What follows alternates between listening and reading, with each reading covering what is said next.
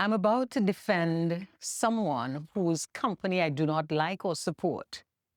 And if I can do that, so can you. I'm Denise Deming. Stay with me because this one is about all of us.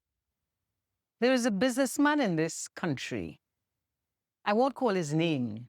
I don't need to.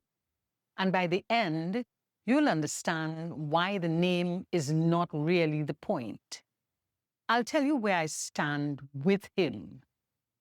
I don't agree with his opinions and his company. I've written about the plastic choking our shores and our rivers. A visiting sailor once said he didn't need a map to know if he'd reached Trinidad. The bottles in the water told him that he had reached Trinidad. So no, I am not a fan. If he and I sat down to talk, we would quarrel before the tea became cold.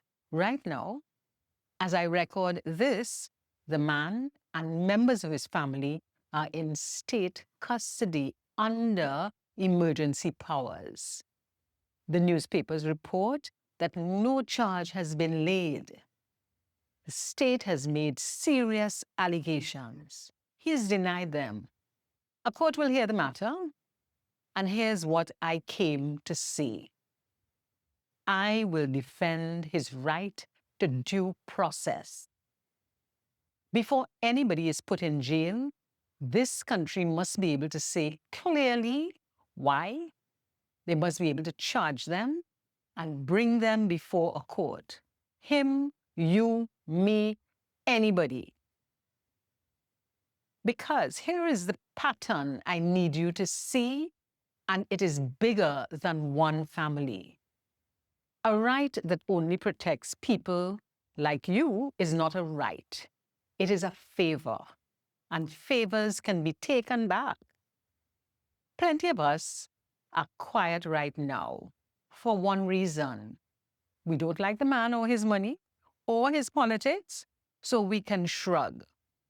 Let them handle him.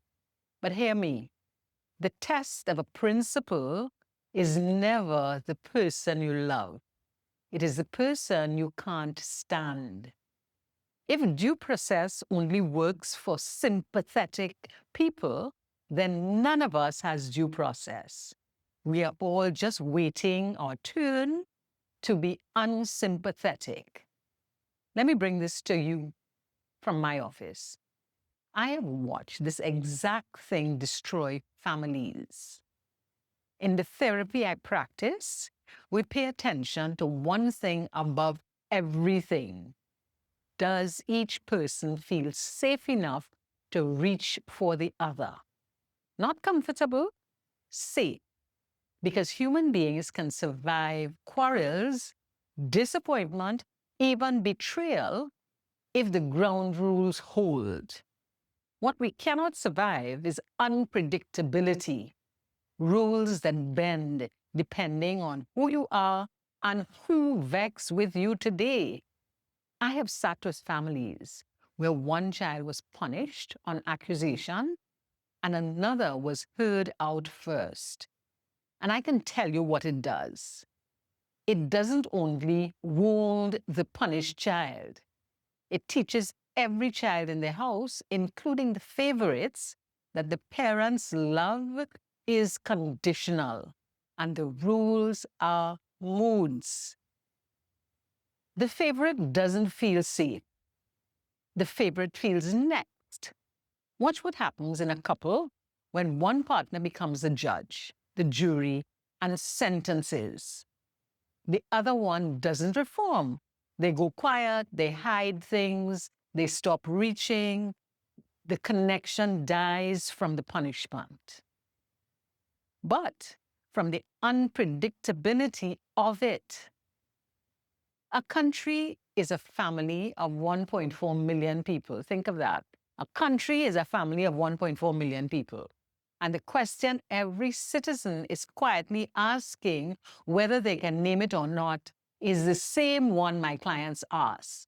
Are the rules the rules? Or are the rules a mood? Because the day the answer is mood, everybody starts hiding. Investment hides, talent hides, truth hides. This is not order. This is a frightened house. So here's this week's work, and it is harder than it sounds. Find the person in your life you have already judged without a hearing. The co-worker everybody decided about. The family member whose side of you never asked for it. The neighbor you convicted on one story. This week, give them the hearing, one conversation. Ask for their side and listen the whole way through before you decide anything. Not because they deserve it. It is because you do. Because a person who practices fairness in small rooms is the only kind who will demand it in bigger rooms. The court will do its work, and it should. If wandering is proven, let the law take its full course. I'm not asking for anybody to be excused. I am asking for what I would ask for you. Say the why, lay the charge, hear the case, then act. Whether I like you is my business. Whether you get due process is the country's business. My name is Denise Deming, almost fearless. I'll see you on Sunday.